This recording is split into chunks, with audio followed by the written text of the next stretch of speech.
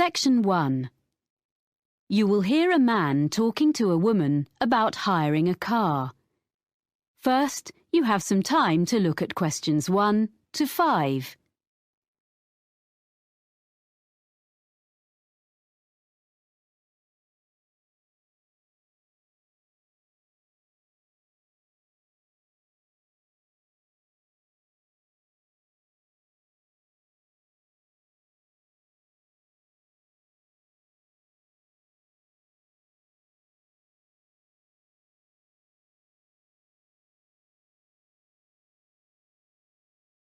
Now we shall begin.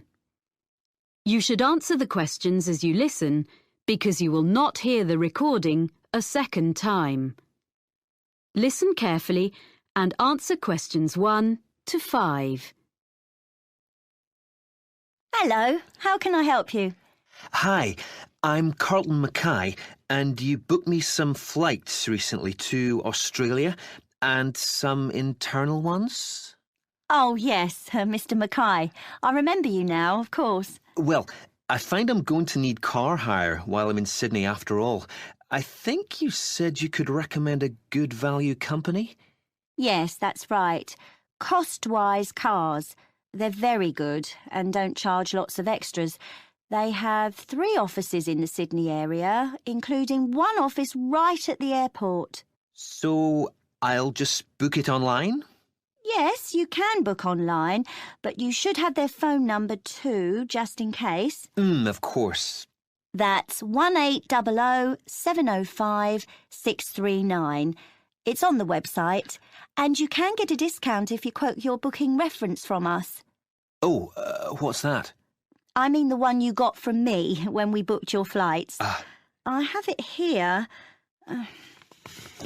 743002. Oh, thanks. I guess I've got it at home, but I'll write it down again in case. A discount is good. So, where exactly is the office? I'll be coming to the domestic terminal from Melbourne. It's immediately outside the international terminal. OK. And another thing I want to check is, will they be open when I arrive, or is it just office hours? Well, they open at 7:15 and close at 6:15 in the evening. So let's see. You're due to land at 6:10. By the time you've collected your bags and so on, which will take a little while, they won't be open. But if you arrange it in advance, they can wait for you. You do have to pay an extra $30 for that, though. OK. Well, I'm staying near the airport the first night, so I could go back in the morning and save a day's hire? Yes, that'd be better. That'd save you about $50. Do you know what kind of cars they have? Quite a variety, I think. The best value should be under $60 a day, with luck. That would be the Echo, I guess. Sorry? ECHO. Like when your voice bounces back? Before you hear the rest of the conversation, you have some time to look at questions 6 to 10.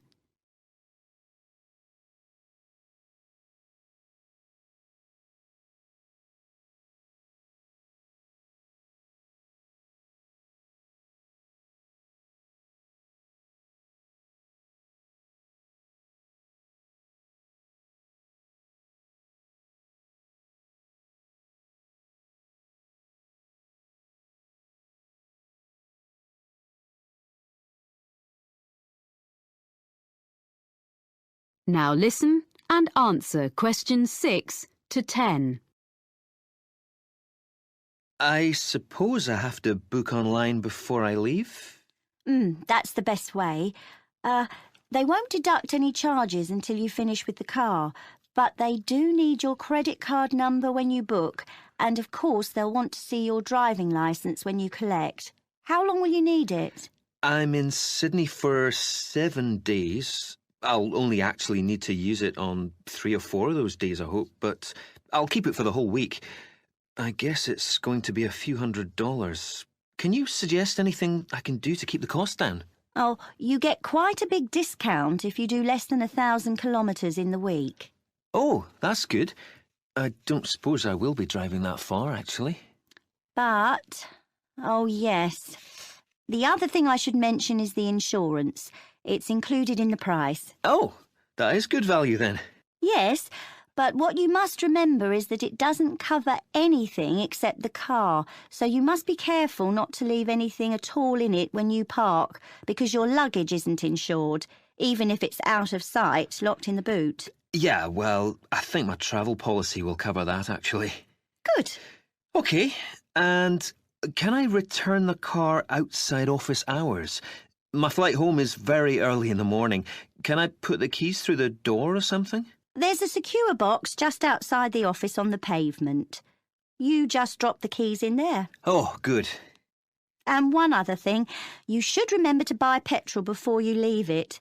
If you don't drop the car back with a full tank, you get charged to fill it. I recommend you go to a supermarket before you go out to the airport. Thanks for the tip. Not at all. Do call in again if there's anything else I can help with.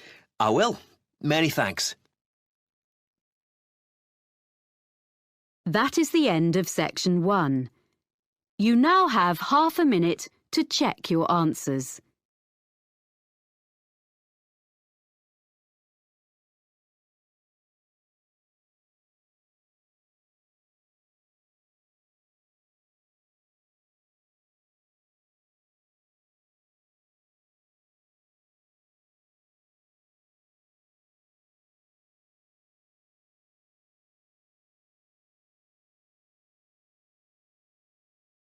Now turn to section 2. Section 2. You will hear a speaker from the hotel industry addressing a group of young people about careers with her firm. First, you have some time to look at questions 11 to 15.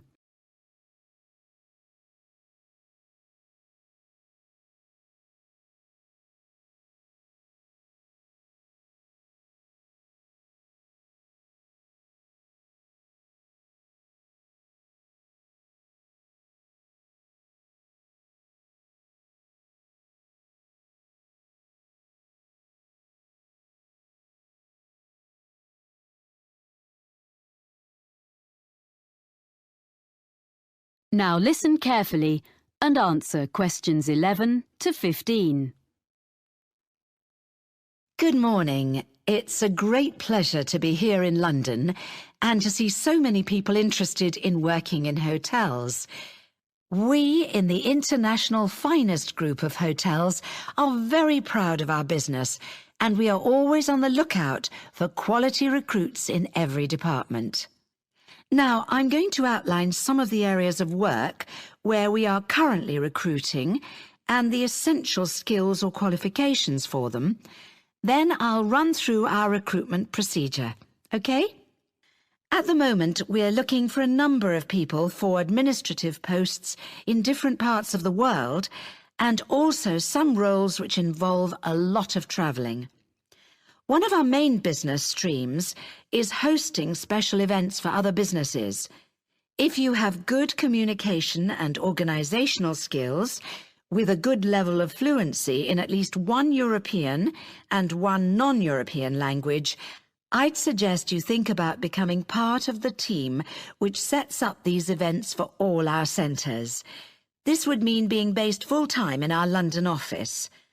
The work ranges from setting up small meetings a few days ahead to organising international conferences 2 years in advance, so there's plenty of variety. Some of the conferences we run have as many as 1,000 delegates, so it's quite challenging. Then there are some posts available for professionals in the catering field. Chefs we can find. It seems this is a popular career choice in many parts of the world, as in the UK these days, in spite of the exacting standards. But people to manage catering departments need more than a love of producing quality food. We're after really energetic and totally efficient young managers who already have the relevant business qualifications. No training on the job here. and they must share the team's determination to make everything run smoothly at any time of the day or night. Or if you are the type of person who enjoys a challenge, what about becoming one of our relief housekeepers? You'll be a good people person, well-organised and supremely flexible. As well as covering UK holidays, maternity and paternity leave, there will be times when you have to fill a key post when someone's sick, which could be anywhere in our European, Middle Eastern or Far Eastern hotels, so you must be prepared to hop on a plane at 5 minutes' notice. The International Finest brand name attracts visitors from all over the world and on all kinds of business and leisure trips. Our swimming pools and gyms need to be run by people with the highest standards of customer service. You don't have to be a great athlete, but smart appearance and a pleasant manner are necessary. A diploma in sports science would be the minimum requirement here. Lastly, I'd just like to mention that the main London office has another vacancy. Most bookings come online, especially from the Far East, for people coming to Europe. If you have fluency and some keyboard skills in, for example, Spanish or any Far Eastern languages, either having taken a degree or preferably from having lived and worked overseas, you might be just the person we're looking for to deal with email bookings and queries in the office here. A flexible attitude to working hours is also important, as you may have to come in outside normal office hours. Before you hear the rest of the talk, you have some time to look at questions 16 to 20.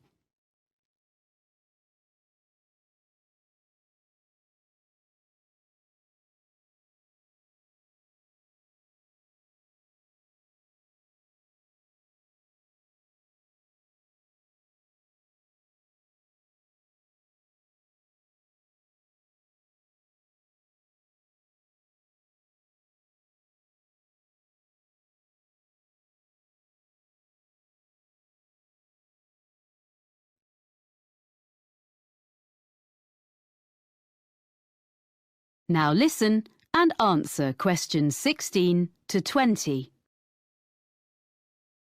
So that's an overview of the kind of jobs. Now, how to get them. First of all, provided you have a UK work permit, you can go online and register an interest in working for us. By return, you'll receive a unique applicant's code, which is your personal identification number and which we'll use in all communications. Along with that, you get access to the Human Resources website, where you should make sure you understand the legal terms and conditions which apply to all our employees. That's also where you can then download the application form, fill it in, and send it back along with your CV. You'll know within 48 hours whether you're being considered, as you get an automated response. Sorry if it's a bit impersonal, but at least it's quick.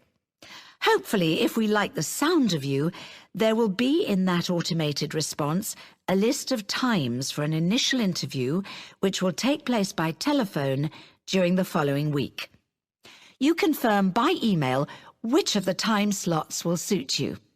Provided the interview is satisfactory, at that point we'll ask for any evidence of qualifications required, which might be your degree or diploma certificate or so on, which you have to send certified copies of, and we contact your referees. The last thing you have to do is you come along and have a look round the International Finest Group head office, get to know some of our team in Human Resources face-to-face, and participate in a one-day recruitment seminar, which involves a number of group and individual activities, along with other potential employees. Then, with luck, we'll offer you a job. So I hope you like the sound of joining our organisation. That is the end of section 2. You now have half a minute to check your answers.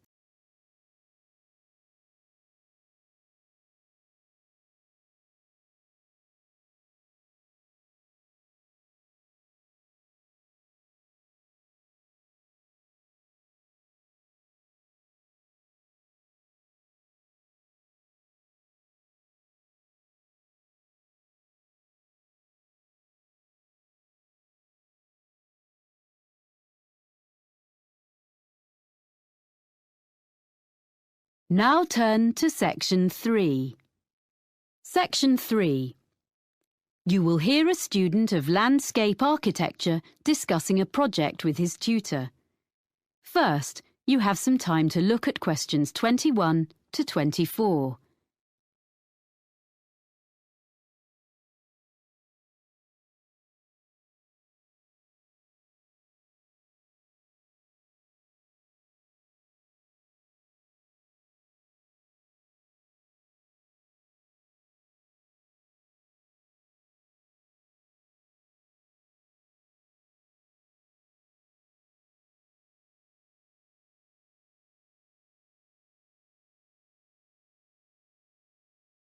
Now listen carefully and answer questions 21 to 24.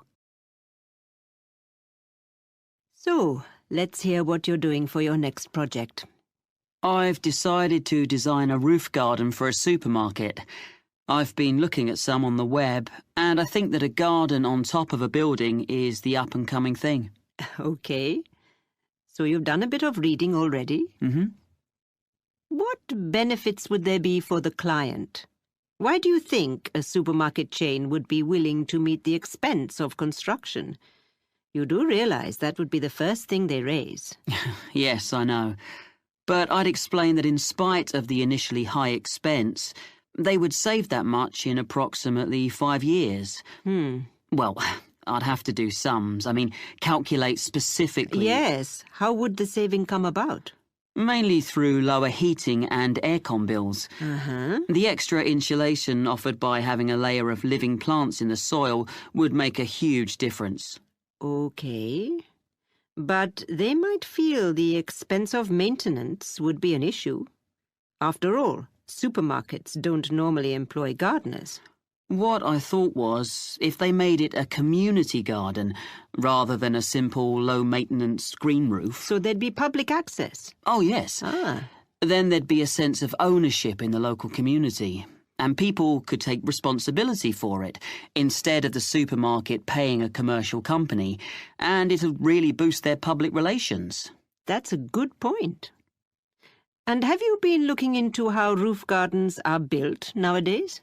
I'm still exploring that. But if I take advantage of the latest technologies for roof gardens, it shouldn't be too difficult. But in any case, you have to use lightweight materials. But that's a matter of making the right choices. You can even use quite traditional ones, such as wood, for the planting areas. Yes, that's what I thought. It'll look good, and it isn't too heavy. But for the basic construction, the issue you have to address first is the material used between the building and the garden. You mean the barrier fabric, which ensures there's no chance of rainwater leaking down into the building? Yes. Nowadays that is very good and quite easily sourced. Then, on the other hand, there's the business of water within the roof garden itself. You mean drainage? That's an important feature of the construction in any roof design. Yes, but I think most drainage issues have been well understood for quite a long time. Okay. But another thing is with plants in an exposed situation, you usually need to find ways to optimize rainfall. Yes, because rainwater is best for the garden, if you can store it for when it's needed. What I've been looking at are some buildings which use fairly conventional storage tanks, the kind that have been in use for decades, but have them linked to modern automatic watering systems. Sounds complicated. It's less so in practice than it sounds, I think.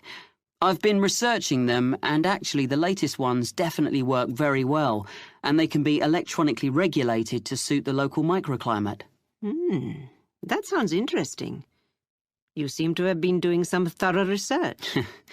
Make sure you reference all your sources when you write it up. Yes, sure.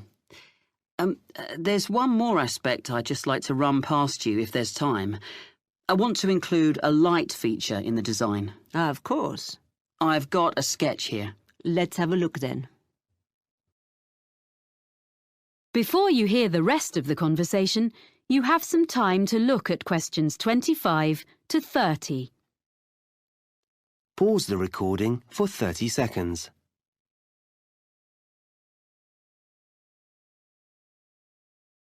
Now listen and answer questions 25 to 30.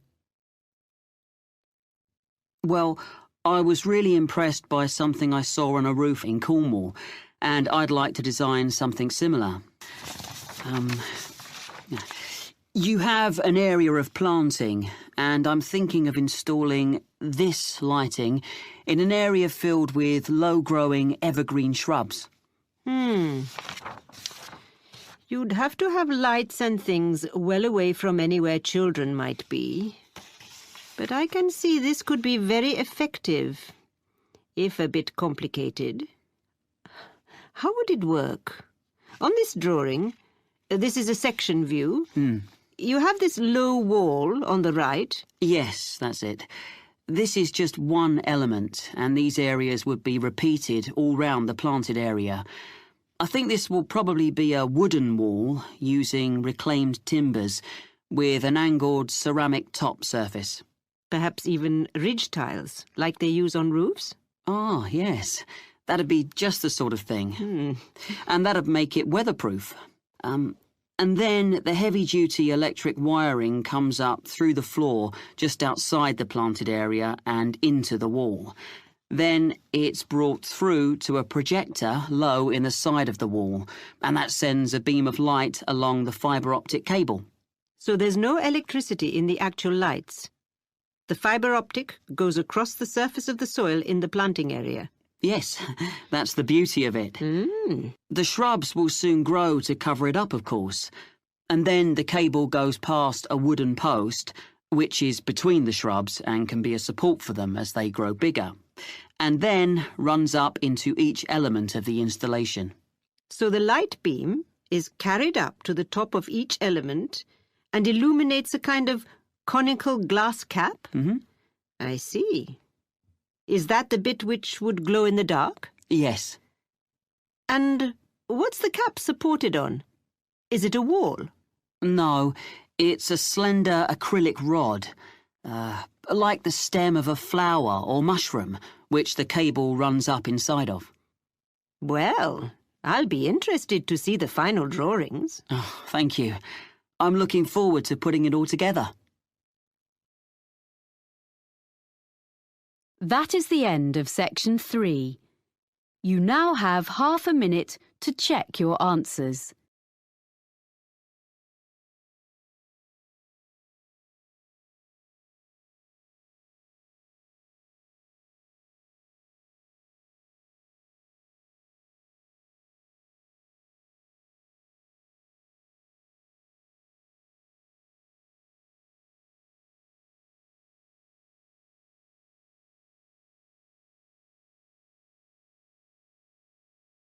Now turn to section 4. Section 4. You will hear a geography student giving a presentation about sand to fellow students. First, you have some time to look at questions 31 to 40.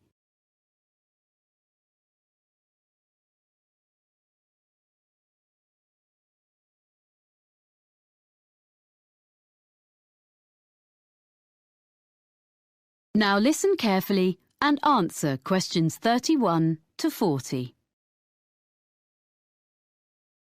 First, I would like to tell you how the Argus computerized photography system has helped marine researchers. Then I shall talk a bit about sand collecting. Well, Argus is the system Dr. Rob Holman developed when he was working at a research pier on the coast of North Carolina about 20 years ago. This pier stretches out over the water, and it's the longest research pier in the world, with an observation tower on the end of it. The researchers there make precise measurements of how the sand moves about under the waves. This research is critical to the study of beach erosion in places where the coastline is being worn away. The Argus system helps to solve the difficulties encountered by these researchers. The system correlates the data from under the water with what Dr. Holman gets from his fixed camera, which is mounted above the water on the pier and uses time-lapse photography. Some of Dr. Holman's results have changed the way people understand how sand moves. To quote S. Jeffreys Williams, a coastal geologist with the United States Geological Survey, the system is a critical piece of new technology. And the Argus system allows us to quantify and document visually the changes to the coast on a variety of different time frames. A lot of these take place when there is a storm, or at other times when it is difficult to have people out on the beach making observations and taking measurements. Up to now, Argus installations have been installed in places in Oregon, California, Hawaii, England, the Netherlands, Australia, New Zealand, Spain, Italy and Brazil, as well as in North Carolina. Now, I'd like to introduce Dr. Holman's sand collection. He started collecting sand in the 1980s, and he still collects it now, even though he has around 1,000 samples.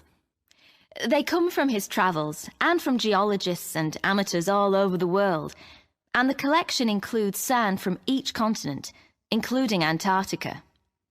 People send him sand in envelopes, plastic bags, paper towels, and all sorts. Each is stored in a glass jar, which Dr. Holman labels by latitude and longitude of its origin, as well as he can work them out. Sometimes the information is a bit sketchy. Anyway, it's mainly geology students at the university who study his collection, and they can learn a lot from it. For instance, one set of tubes displays sand from the east coast of the US, so you can see that the sand gets lighter and finer from north to south. By the time a grain of sand eventually washes up on a beach in Florida, at the southern end of that journey, it has been battered by waves for a long time, so the grains are fine and rounded, because most of the time sand is not stationary on the beach.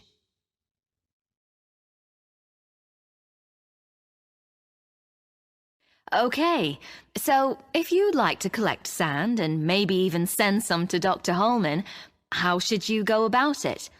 Well, the list of equipment is very short and easy to find, but you should keep a supply when you're travelling, as you never know when you'll come across an interesting sand sample.